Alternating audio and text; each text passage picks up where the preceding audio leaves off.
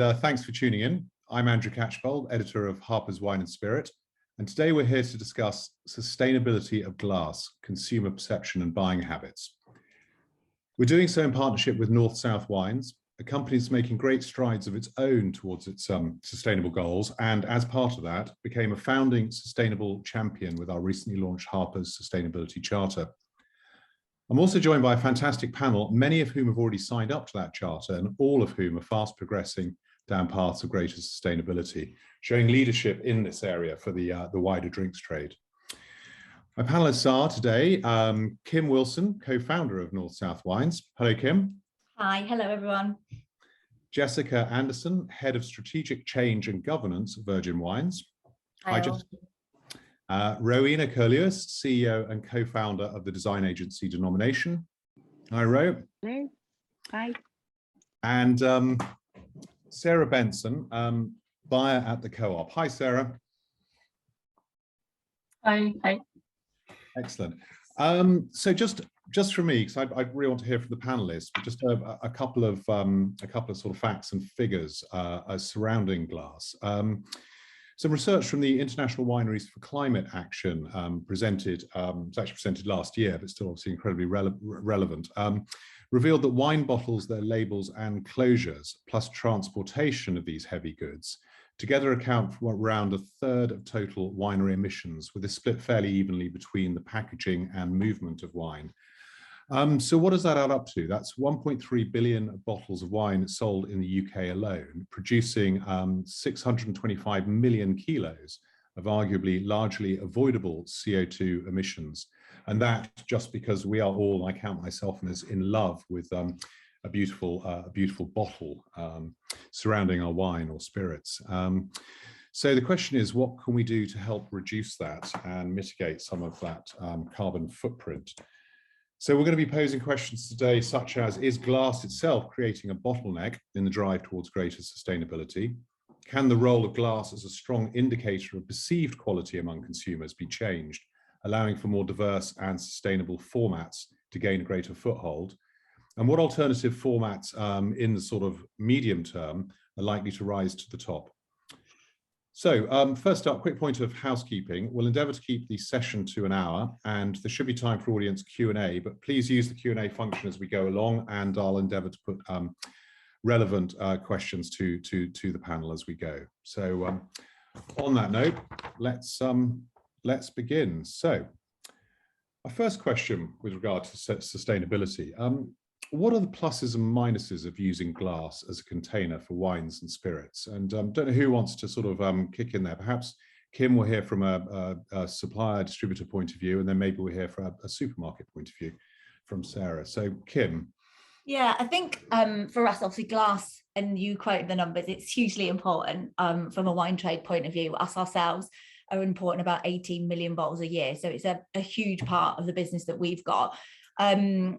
I think for me, glass is at the moment is probably one of the most safe products to ship wine in and to extend the lifespan of wine, shall we say, followed by things like Tetra and PET, and then going into things like bag in box. But again, all of those have their own different recyclabilities and what they're made from and impacts on the environment as well.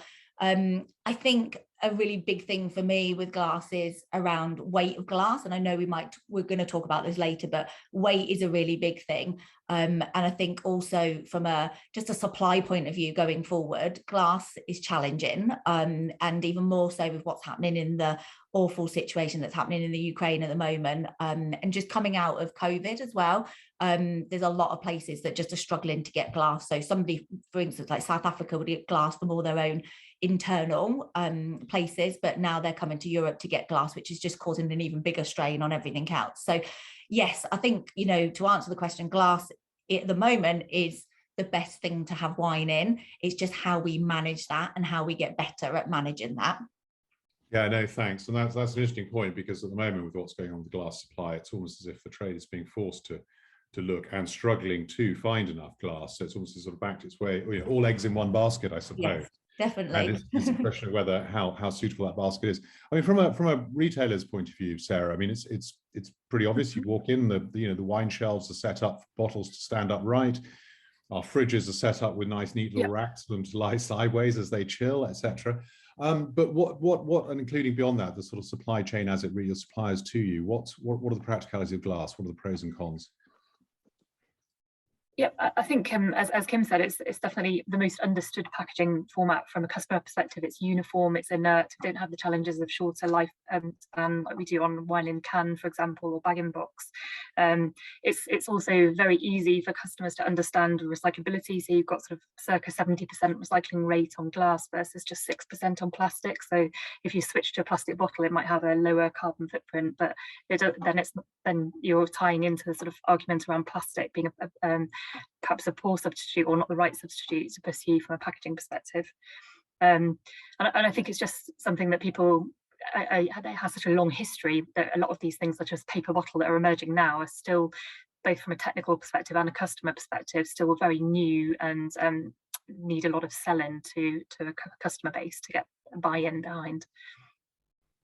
Yeah, no, does anyone want to add to that? I mean, Jessica, Yeah, I think from our perspective, I think there's an element of kind of, okay, fine, you can discuss the carbon footprint side and the fact that you're saving up things like bag and box or kind of plastic. There's an element of when as a consumer, when you're faced with a bottle of wine or a bag and box where there's a plastic element, and in the UK the plastic element isn't widely recyclable. I don't think anybody in any areas actually recycle, unlike some other countries. There's a tangibility there that it's fine, you can explain, there's a messaging where you can say, okay, but the carbon emissions you saved of this are, but then I'm faced with something that's plastic that I can't recycle. And I think that's really hard for consumers to get their heads around, saying that that's actually a more sustainable choice than the glass bottle that I know is fully recyclable and I can easily do that from my home. So I think I think it is quite hard to get that stories across, and perhaps you can do that in conversations or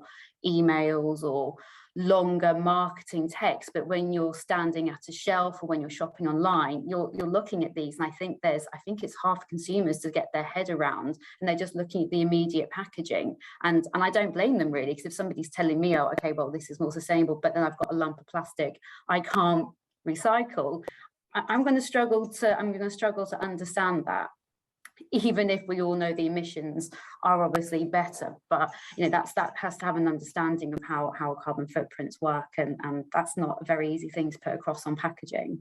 No, it's not. I think it's a really good point. I'd like to come back to that in just a little while, actually, where we talk about how to change consumer perception, assuming that it does need changing, which I think it does. But just to stay with the C for a sec, Rowena, in terms of the design, glass versus alternative packaging formats. I mean, what would you ideally like to work with across an array, I'm sure, of formats? But how does it stack up for you? Is it necessary for us to have glass from a design point of view? From a design point of view, no. We can get across a brand's personality, a quality, the quality of a wine through graphics, but to Sarah's point, the glass bottle is a reassurance of it's an easy to get quality cue, because that's what they know and understand, and it's a wonderful vehicle for preserving, especially wine, as well as spirits. But can you get around that with other ways? Yes, you can. But it's overcoming the consumer perception that glass equals quality is more of a challenge. So yeah, I think the only other thing I think we should build upon with your first question, Andrew, about the pros and cons, is that often we forget about the amount of fossil fuels that are going into actually creating the glass as well. And I know a lot of those glass factories are moving to renewables, which is awesome, but it's taking a long time, and it will take a long time. And in the meantime, in the next decade, we have all of these glass factories using huge amounts of fossil fuels as energy sources. And that's a really big part, as well as the carbon footprint of transport and the weight. Actually, creating the glass in the first place is problematic. A good example of this would be a parallel, I suppose, is that I don't know if I should be ashamed to say we bought a diesel car when we were being encouraged to do so in the UK, and we've looked at some quite clear figures that say that actually it's better to run that out because it's not used very much to the end of its life, rather than having an electric vehicle manufactured, which we then buy, would be far worse for the environment. So there are, I suppose, this is glass would be that example in reverse, I suppose, where you're looking at this massive sort of upfront carbon cost, which then has to be offset against the rest of it. So I guess on that point, then, how does glass compare? What are the issues with some of the alternative packaging? Because it's quite easy to point a finger at glass, to hold up a bottle, especially a heavy one, and say, hey, this just came from Argentina, not to point a finger. But that's obviously bad when you can ship in bulk with roughly half and half the CO2 emissions. So are alternatives just simply better, full stop, in terms of emissions? I mean, Jessica, you touched on plastic versus glass, and that will begin to bring us into the question about consumer perception, how we might need to change that. Yeah, I think the problem with with all these things, when you start trying to shift, that sometimes you accidentally make further sustainability problems. So, for example, if we all suddenly shifted from glass to bag and box, great from an emissions perspective, and cardboard's widely recycled, but then suddenly you're creating a new issue of all this plastic. However, at the same time, if there is a change in consumer habits, then all that force there to be a way to recycle this plastic, if it's being put into the system on such high levels compared to what it is now, does it force a change, and therefore can be widely recycled in the UK? It's hard. I mean, obviously from a CO2 perspective, you're kind of looking 75 grams for a bag and box compared to a litre of glass one, which is about 670 grams. So when you put it like that, you can't argue the figures. But like I said, there's a secondary kind of issue where it's the box is fine, the carbon emissions are fine, but you're looking at the plastic element. So is that better than something that is widely recycled and can be reused? And same with cans and things like that. Is that? But that, like Rowena said, there's such a big upfront issue of creating those bottles. Yeah, no, exactly.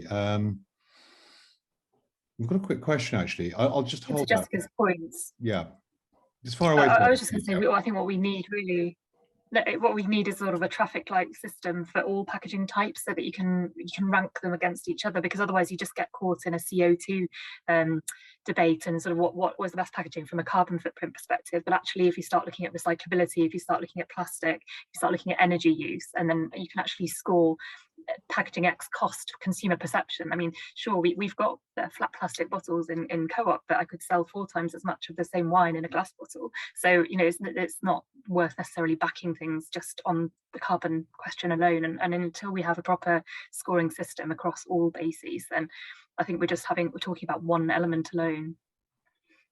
Yes, fair point. Sorry, Kim, far away. I was just going to say, I think from my side as well, just adding to both that from Jessica and Sarah, is looking at things like single-use bottles, so 18.7s and 200 mils. Mark Satchwell from Greencroft actually gave me some really good data that those are things that are taken home to drink immediately, usually, or to be used immediately. We could, if we just put all of those into can, that would decrease on one full flexi load 22 tons of glass, which is huge in the scheme of things when you think about it. But then what is the impact on aluminium? And I'm aware that there's a shortage or potential shortage coming on aluminium as well at the moment. But then other things as well as looking at, there are certain bottles of wine that are on the shelf that sit at maybe £6 that will be in a 700 gram embossed bottle. Does a £7 wine need to be in that? So for me, I think rather than looking at actually changing to alternative packagings, it's more about looking at the actual packaging that things are in and for the price point. So as Sarah was saying, the traffic light system is really good, and I think that's a great way for consumers to understand it. But I think also we do need to push back as well on manufacturers and retailers to look at what's going on with glass, because it's unnecessary for probably half the bottles on the shelf to be in the weight and packaging that they're in, and that would save a huge amount. I don't have the numbers, but it would save a huge amount of glass and weight from that side of things too. Is this something, I mean, how how clearly are you communicating that to your suppliers and partners in North South Wine, and how receptive are people sort of further up or further back down, whichever way you look at it? We're very fortunate. Our wineries we have like a bit of a collective group, because we went through the BRC agent and broker audit last year.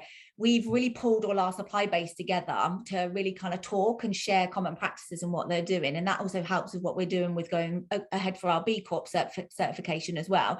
But all of our suppliers would love to use lighter glass. And you can't go too light because you have distribution issues with breakages and stuff like that. But everybody would like to use lighter glass. But the problem is the consumer perception of that. And, you know, I was reading something this week, and I'm sure you've all read it, is that with Moët Hennessy releasing the new flat packed Provence bottle, it looks amazing and it's completely right what should be happening. But if somebody's buying a 10-15 pound bottle of Provence rosé, I'm really sorry, they don't want it in a plastic bottle. They want it in a nice fancy cut glass, you know, bottle with a cork and, you know, or a nice glass stopper or something like that. And I think that's the really big problem with a lot of it, is that it's around the consumer perception side of things and what we get them to do. But yeah, our producers are brilliant. It's a bit more tricky with things like aluminium for cans, and bagging boxes is okay, most people pack those, but it's more getting it across. And I know buyers, and I've had conversations with buyers that want to do it, and it's just getting it across to those consumers and what they do. And I think a lot of it as well, I don't want to talk for too long, but I think wine is such a funny category in the sense that when you buy a bottle of wine, you're usually buying a bottle of wine to take home and kick back in an evening and forget about all the worries and strains that you've got and everything that's going on in life. You don't really want to start thinking about saving the planet while you're trying to chill down in an evening. And I think that's the really tricky thing for wine. It's a much bigger subject on that side of things too. Well, that's that's an interesting thing. That's another point I want to come to, which is looking at what consumers say they want, which is, you know, sustainability higher up the scale in terms of their purchasing queues, and then what the reality is when they have to put their hand in their pocket. But can we just spin that around? Because I think it's very good points there. So, Jessica, from the online retailer point of view, are there any points in there that resonate? How much do you sort of push alternative formats and gender? Or are you just going with the flow at the moment because consumers really want to see their wine delivered by Virgin in traditional, well, cardboard cases with glass bottles? It's a funny one, really, because is it not all our fault, really, if we not kind of push this agenda for years of kind of heavy bottles equals quality? You know, it's all coming back to bite us, really, because let's be honest, for years and years in the trade, in every area, we've been using this as a great marketing tool, and now it's our downfall, really, because we're trying to say, oh, actually, you know, the bottle weight doesn't dictate quality, which is complete opposite to what people have been told for years and years. So there's definitely a messaging that you just need. I guess it's a bit like Stelvins from years ago, isn't it? It's trying to try and bat against that kind of that thinking that's been ingrained in people for years and really get across the benefits for it. We're trying it, definitely. You know, we're looking at all of our bottles and how we can make them lighter.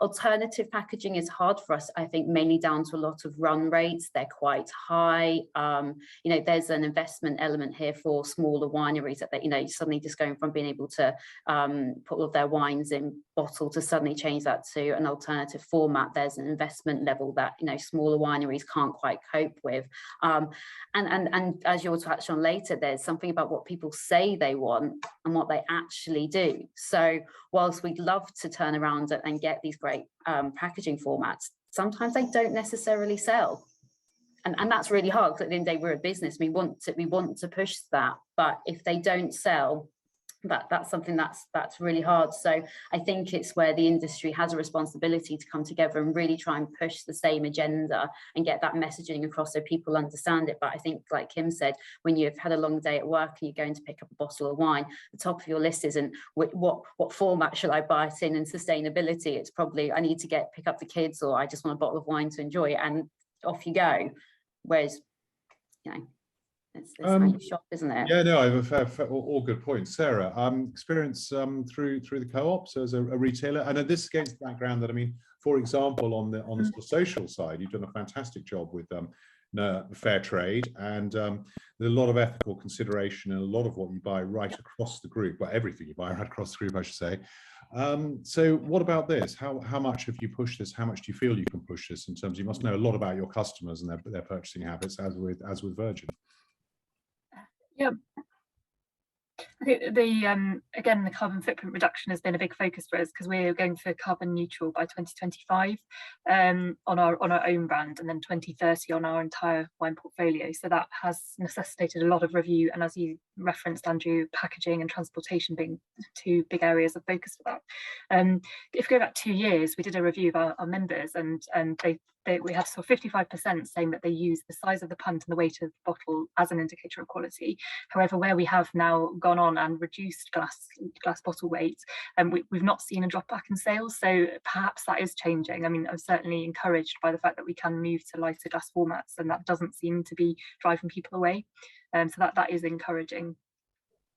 There's I wish I could remember whose quote it is, but someone slightly cynically pointed out that the wine trade, the last big thing to happen in the wine trade in terms of innovation was the screw cap, and that took 2 decades of arguing about before it actually happened. The point I was going to make there is that it seemed to me that an awful lot of consumers were just very accepting, and quite a lot of the pushback seemed to come from the trade, which I don't know, may or may not be a contentious statement, certainly on the retail side, perhaps less so on the on-trade side, where I could sort of see the point. But okay, Rowena, can we bring you in?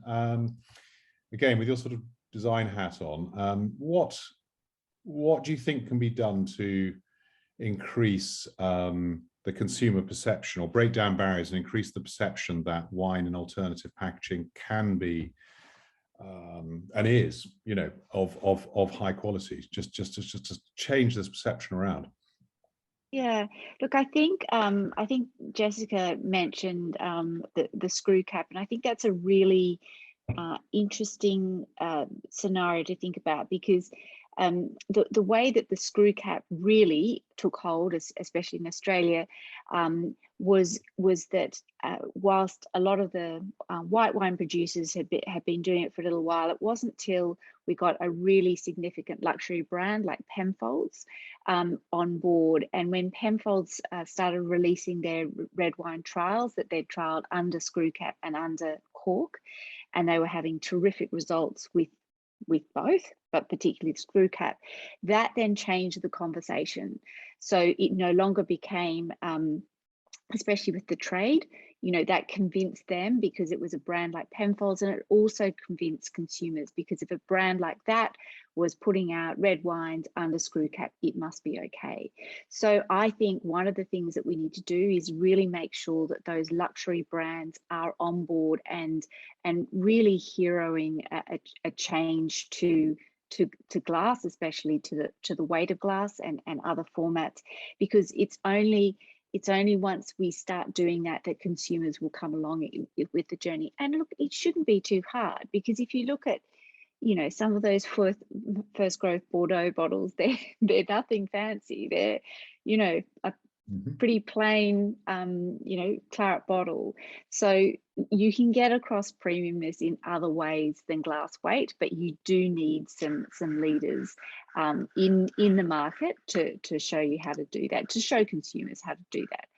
I think the one challenge that we do have, that as a result of plastics being really coming down extraordinarily in the last, I don't know, let's say 5 years, but maybe even it's as short as 2 to 3. As a result, we've seen an uptake of glass in other categories, so in food, in cosmetics, etc. And if you look at that in all of the research studies outside of drinks, glass is seen as a premium quality, sustainable solution compared to plastics, especially. So it's not just our perception of glass in our category, it's actually a very big, wide consumer perception across all categories that we need to overcome. So I think we need to say, well, glass equals quality. So if that is what consumers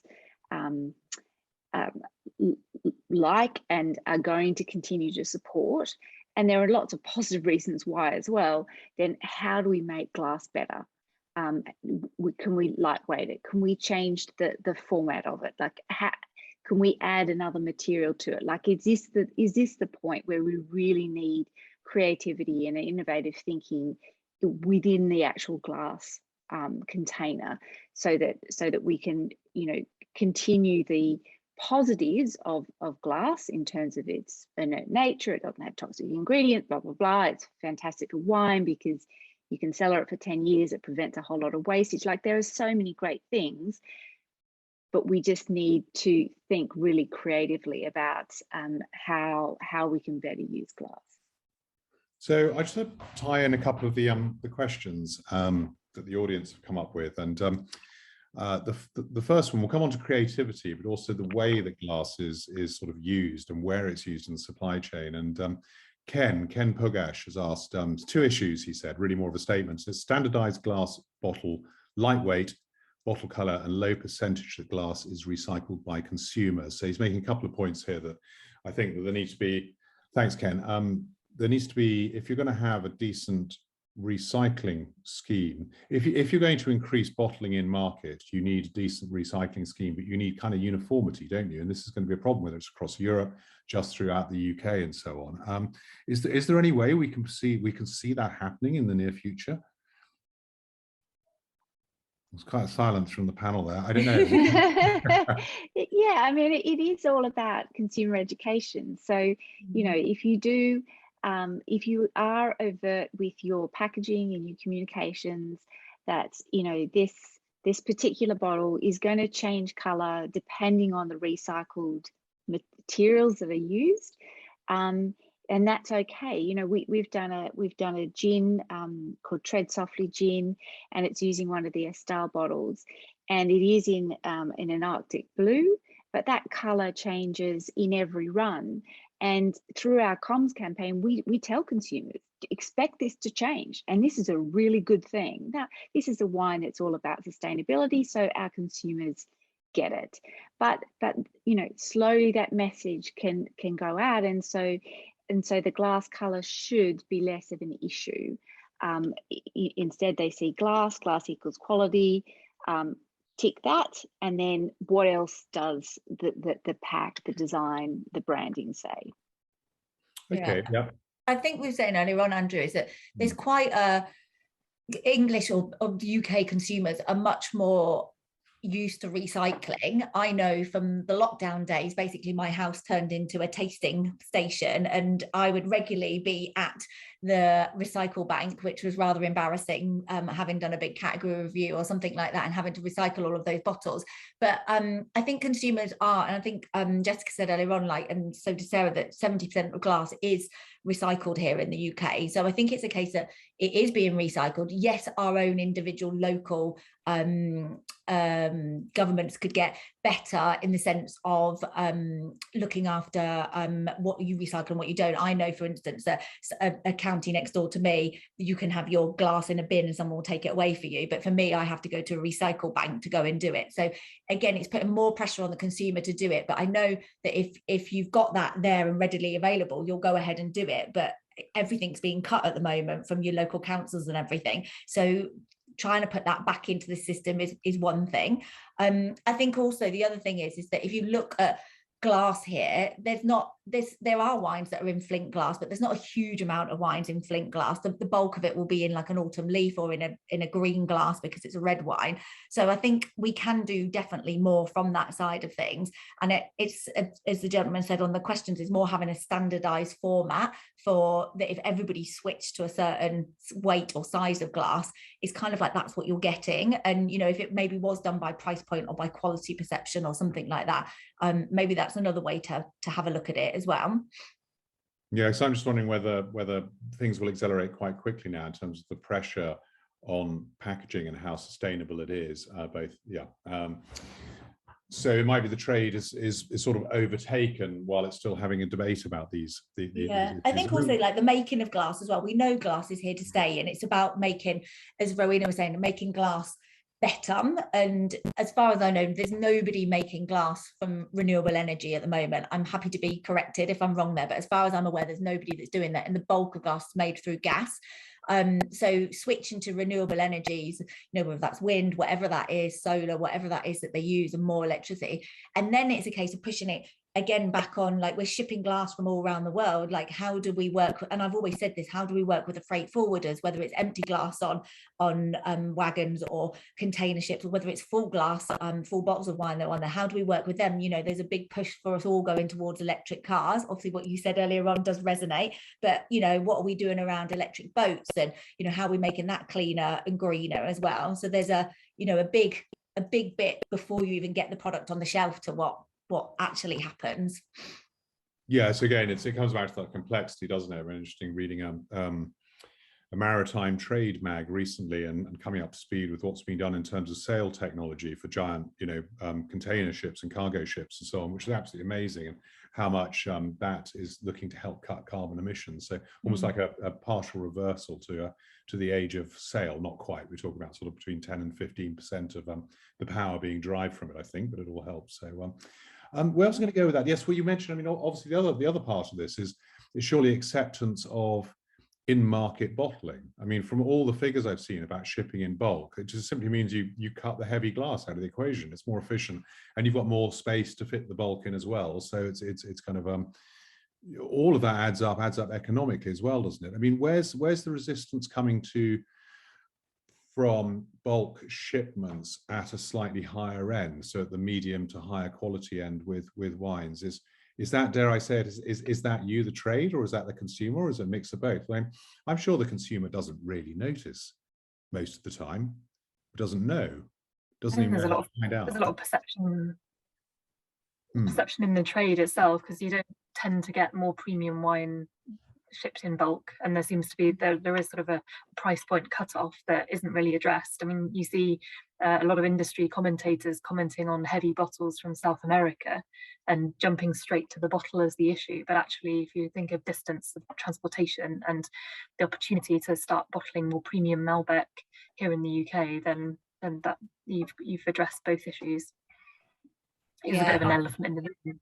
Yeah, I agree. I don't think the consumer has much of an issue with it. I think if you got up to like £20 bottles of wine, yes, that's more the winery as well, that their goods are so precious. They want to make sure that they keep them in the best condition they can, if they can control bottling. And that is some of it to do with in-market bottling as well, is that a lot of wineries do want to make sure that if they've got their own bottling line as well, they need their own efficiencies to keep running with it. So it's not just as easy as saying, let's ship bulk and ship it to the UK and pay less for it and it's greener. It's a case of, if you take it all away from there, you're basically making a load of people unemployed and their line's not running as efficiently as what it should be. So costs will ultimately go up. But outside of that, we've done a couple of things. We bought over a USA Monterey Pinot Noir and packed, and it sits around £10, and we sell that into our independent trade, and we've had no resistance to it whatsoever that it's UK packed, and we've put it into a 500-gram bottle, so it's not lightweight, but it's not heavyweight, it's medium weight where it is. And we've over invested in packaging as well. So to Rowena's point, whatever you do there, a lot of people think that UK packing is just about cutting price, but if you still use a good screw cap, designed screw cap, really nice textured label, foils, embossment, whatever it is, you can still make UK pack look really good. And then the other bit to add to that, and I'm sure Sarah will agree with this, is that quite a few of the UK packing lines have got fueled by renewable energy now as well. So that gives you the added benefit to it as well. So I'm really pro UK packing where it's appropriate and where it needs to be. And I think it's less about the consumer, it's more around either buyer perception or the winery's perception that they don't want to put it into. And press is a really big thing, as you said, from a heavyweight. Some people will weigh a bottle before even trying a bottle of wine, and yeah, no, fair enough. Jessica, what have you at Virgin? Are you doing much in market bottling? What do your producers feel about? Well, absolutely, it's funny. I mentioned this to you the other week when I saw you. 25% of our wine is shipped in bulk and UK bottled, and I can mention, there's some fantastic places in the UK doing some really fantastic, with renewable energy. So you've got that secondary credentials. We don't talk about it. It's one of those things that I think I said to you, it's, most people are doing it. I had a conversation with a few people of online retailers. And I said, I don't know whether we keep it as a secret, maybe perhaps because we're worried what people will think of it. Will they have a quality perception with it?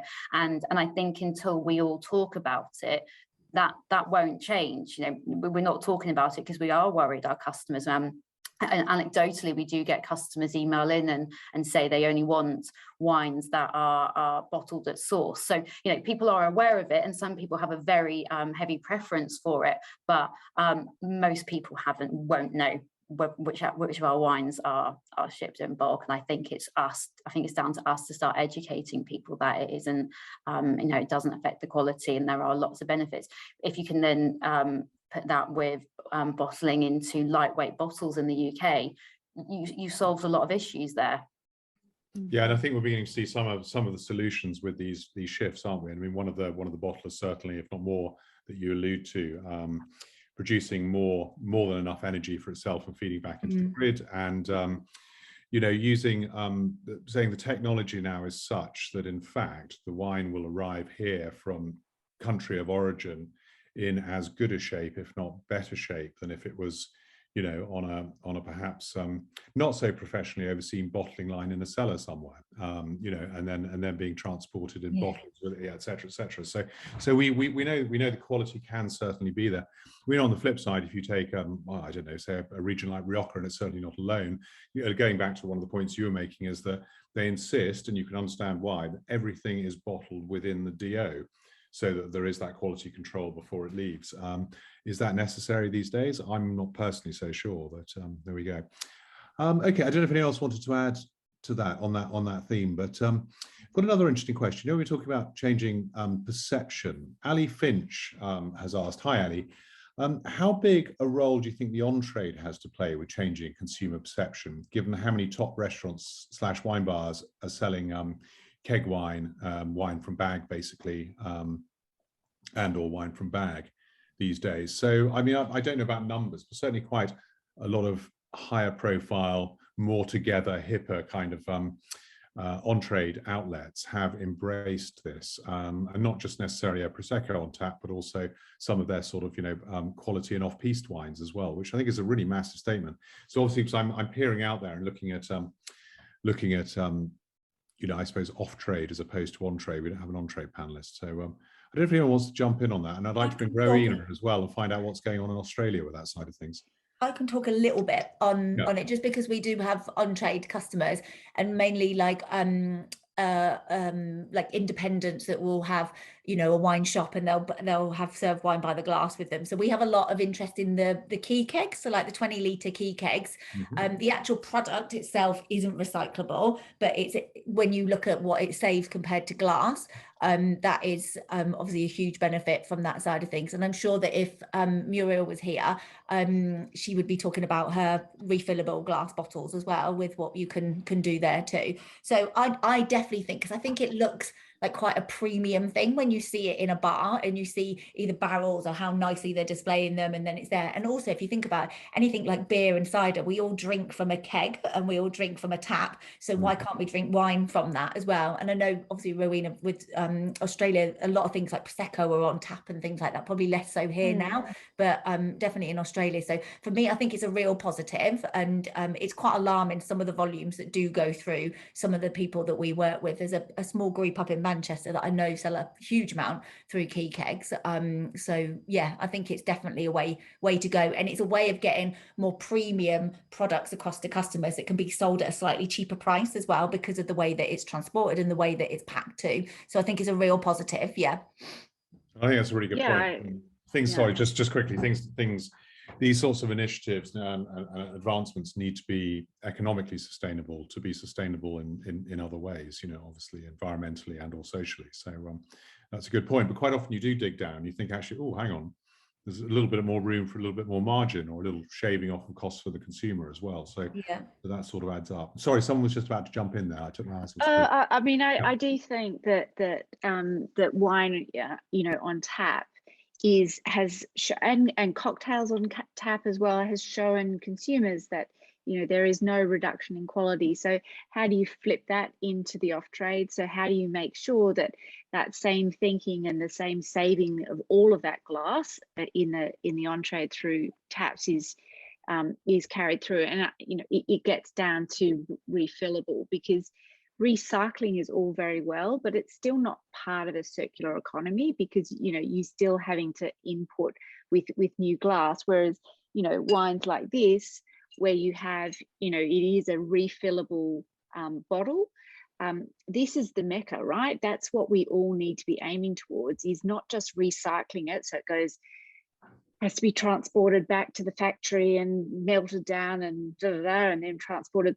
But these bottles that need to be cleaned and then refilled, that's essentially what we need to be aiming for if we really want to be serious about our footprint. So, you know, this requires a much greater conversation. It's a shame that Burrow Wines or Sustainable Wines Solutions isn't on the call, because they're doing some incredible work.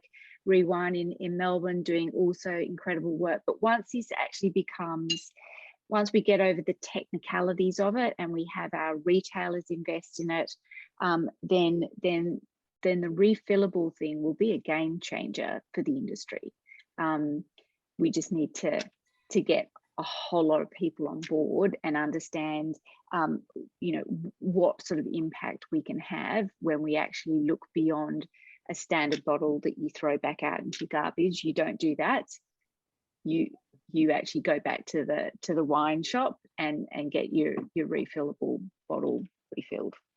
We've seen a massive move there, haven't we? I mean, I suppose you could start to chart that journey in putting it onto consumers to take their own bag along to their local shop to fill up. But we're now seeing a proliferation, have been seeing a proliferation of shops. There's one right on my street corner just here where I'm sitting, where you can go and buy your pulses and your legumes and many other products, fresh or on not fresh, they're dried typically, those, but and you know, herbs, spices and oils and so on. I mean, we're sure we're all familiar with the format, that you have to take your own containers, or you are charged a premium if you're using one of their reusable containers.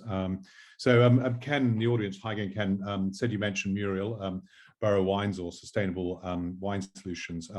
Says, what do you believe is the future of reusable, refillable glass bottles? Well, Rowena, you've already begun to answer that, and we've certainly seen, for example, Amy Waitrose ran a project in one of their North London stores. What I understand from that, it was incredibly expensive to do, although not unsuccessful, to have their customers coming in and bringing their own refillable containers. I mean, speaking from a supermarket's perspective, because obviously the big players are going to have the biggest effect on the broadest market.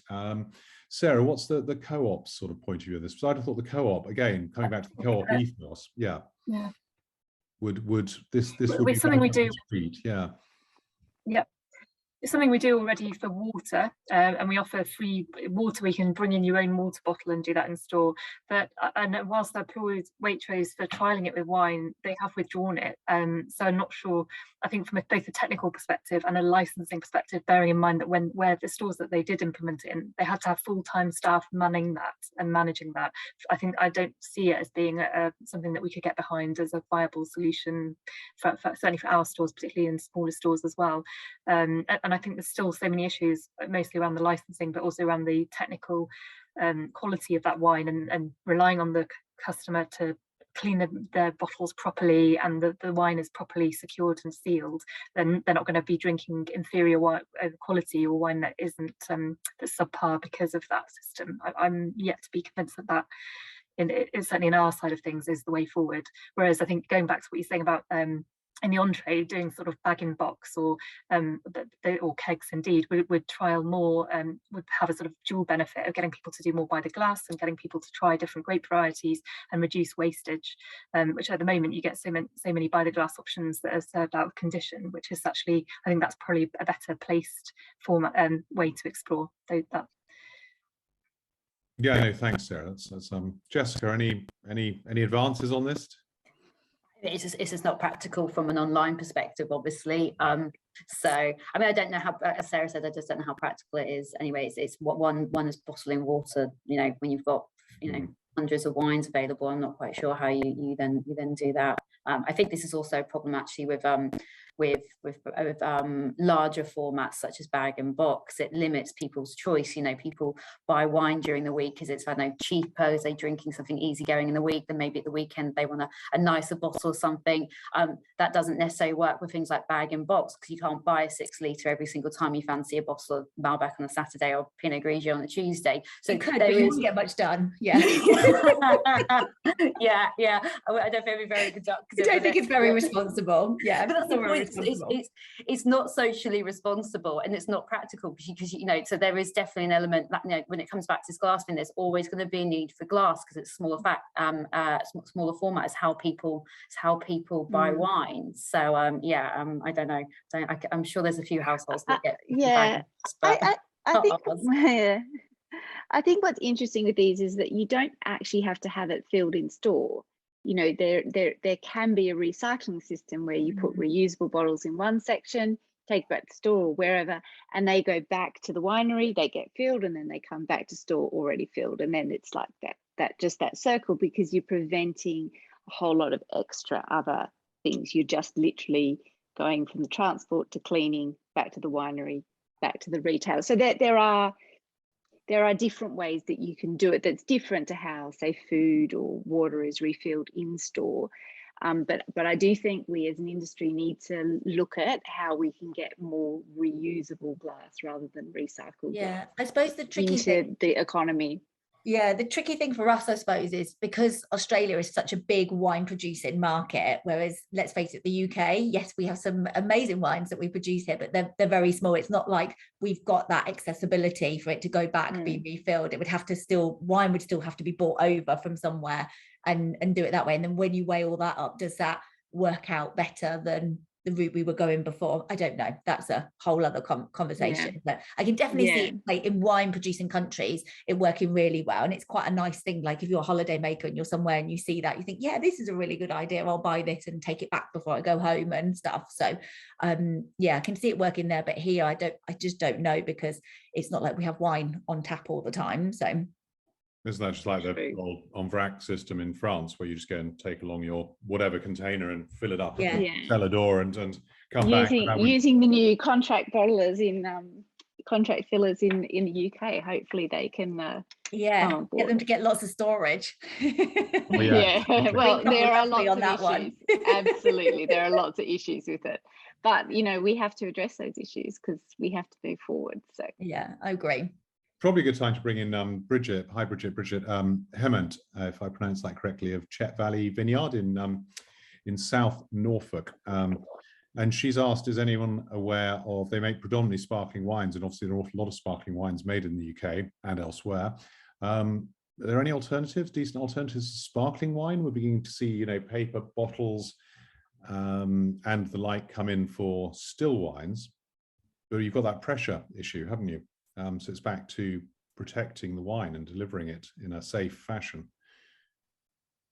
I've not general seen question. I haven't got an answer. Yeah. I haven't seen. I mean, aluminium's the best, because obviously aluminium is used to sparkling product in soft drinks, and certainly Prosecco in aluminium. So it's, you know, are there aluminium sparkling bottles that we can come up with? At the moment, there are aluminium wines. I haven't seen sparkling, but it's just a different form of an aluminium can, really. So of course, I'm racking my brains. We've just written about one in Harpers actually that's been launched.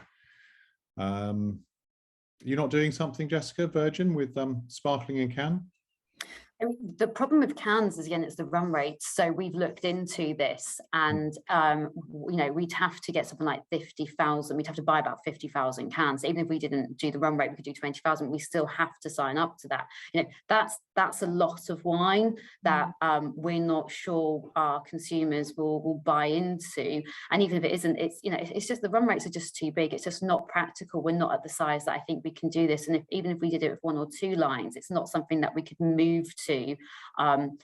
generally, and I think, you know, I'm sure, you know, at Shep Valley, they haven't got the money to invest suddenly going from glass to cans, and that's the same problem we have with a lot of our suppliers at the size that they are and the size that we are. So nice, but I think it needs that. I think it'll be a long time coming before we can roll it out.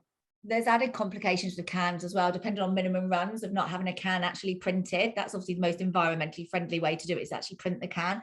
But if you don't, you have to apply a paper wrap, and then some people actually apply a plastic wrap too. So then that kind of defeats the whole object of it. So we've looked at cans similar to you, Jessica, a lot. We'd love to pack cans, but the minimum runs are quite big to sign up to. So it's just tricky. But the guys that have done it, you know, the guys like Off Piece, and I know Sarah will know them well from what they've done and everything, but the guys that have done stuff there have done a really good job with it. And with Most Wanted and Pinot, they've done a really good job with cans. So yeah, I think, you know, there's some people doing some good things out there with them.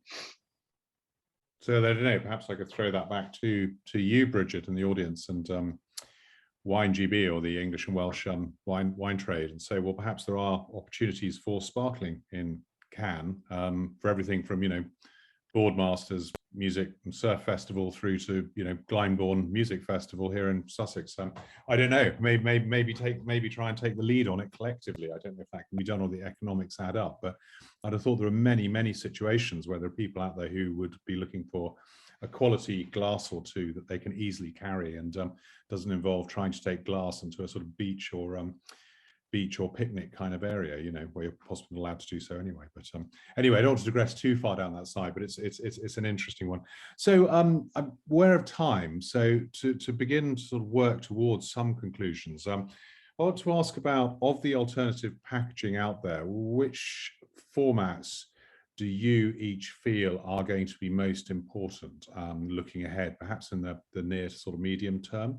So I'm thinking about, with these alternatives out there, with all of the issues and challenges and potentially opportunities we've described, where are the strongest opportunities, or the routes of least resistance for the trade to push alternative formats? I don't know who'd like to pick that up to begin with. Sort of top left of my screen, Jessica, you're smiling, so maybe I'll volunteer you, if I may. I think you hit the nail on the head with route of less resistance. So I'd probably say bag and box. It's a format that people are familiar with, and that does have some fantastic sustainability credentials. And I think whilst there are other alternatives out there, I think, as some people have some familiarity, I think that will probably be the next thing outside of glass I think people could get comfortable with, and that we could see probably going through into the mainstream and doing high amounts of. Yeah, okay. Sarah, what do you think as a larger retailer? Yeah, no, I agree with Jessica on that one. And I think it's seen new customers come into Bag and Box as well during lockdown. And certainly in terms of being able to communicate credentials like sustainability, it works.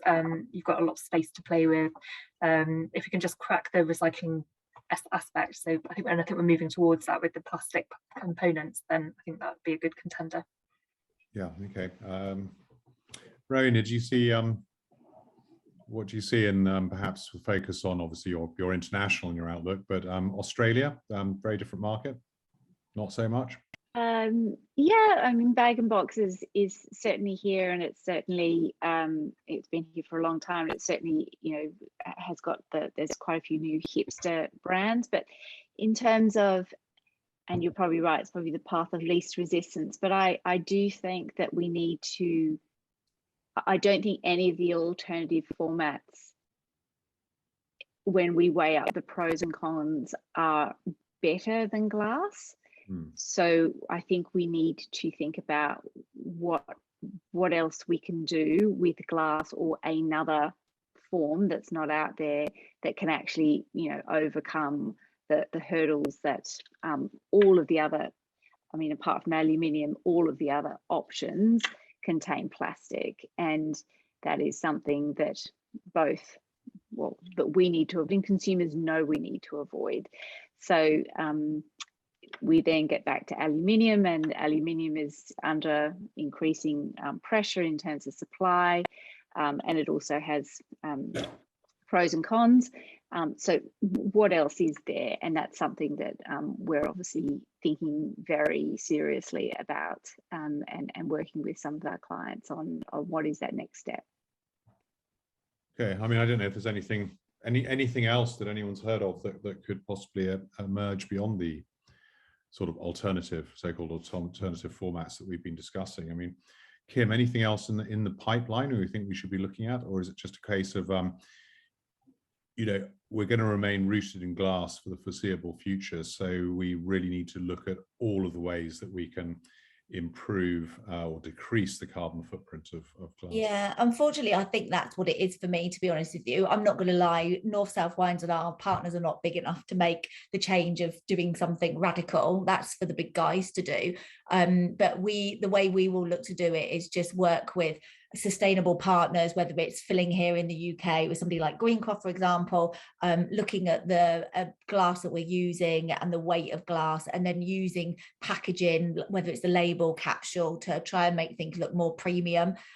Also using things like social media and digital marketing campaigns to try and push as much as we can. We did something similar with a brand from De Bortley recently called 17 Trees, and that was really around pushing across what that was all about and why we were using lighter weight glass. The consumer hated it, but it's, you know, you try and do your bit to work with it, and that's a real clear guide on something where you try to make a big difference and have a wine that sits at £10 and you put it in a lighter weight glass, and consumers just don't buy it in the same level as what they do something else that sits at £10 on the shelf, because it looks more premium, because a lighter weight glass naturally looks more skinnier in a bottle on shelf and doesn't look as premium. It doesn't have the punt and the heaviness and the kind of tactile feel that a heavy bottle of wine does. So I think there's a lot of education to happen, but for me, I agree exactly with what Jessica and Sarah both said. There's a huge amount of work that we can do in bag-in-box. We saw a huge amount of uplift in bag-in-box through lockdown, and there's premiumization, there's different pack formats, there's pouches, there's all sorts of things that we can look at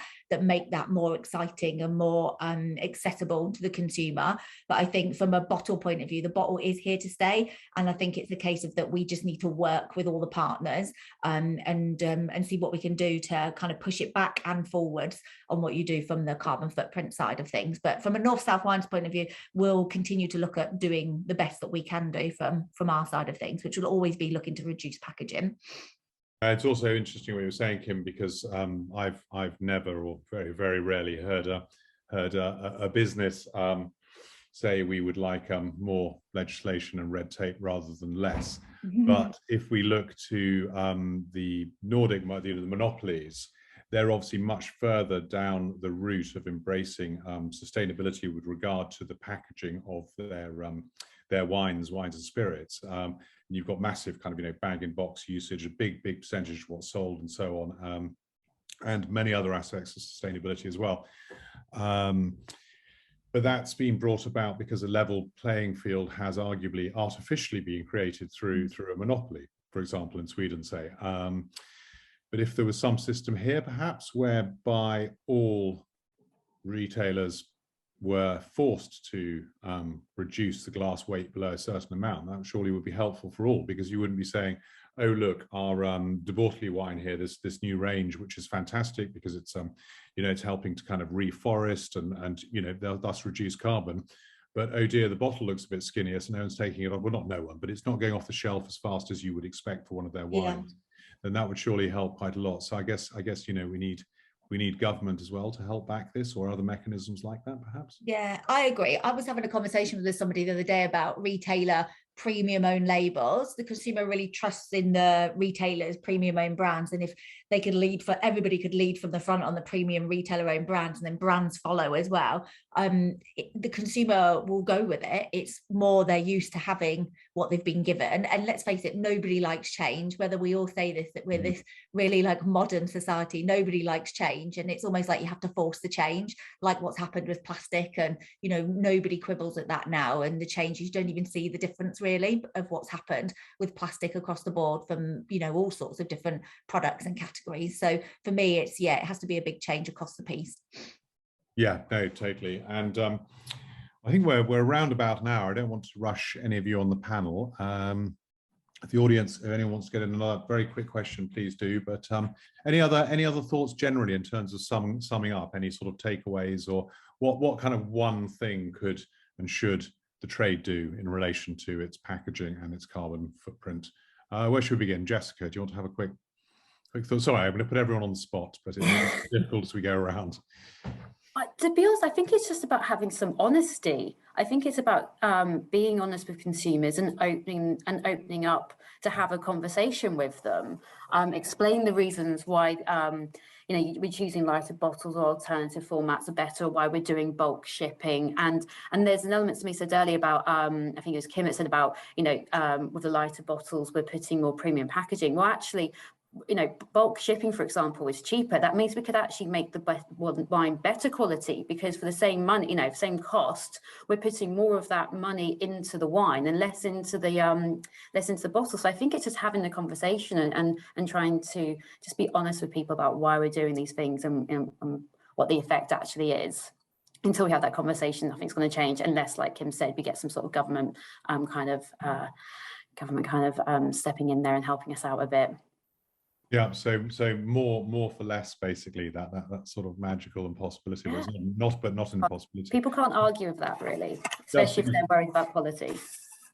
Yeah, and I think we can give credit where credit's due here by mentioning one of those companies that bring over and bottle in market, Lanchester Group, which they've been pushing the concept of boutique bulk, which is, I think, a good first step in terms of trying to up the ante in terms of perception of quality of better wines coming over.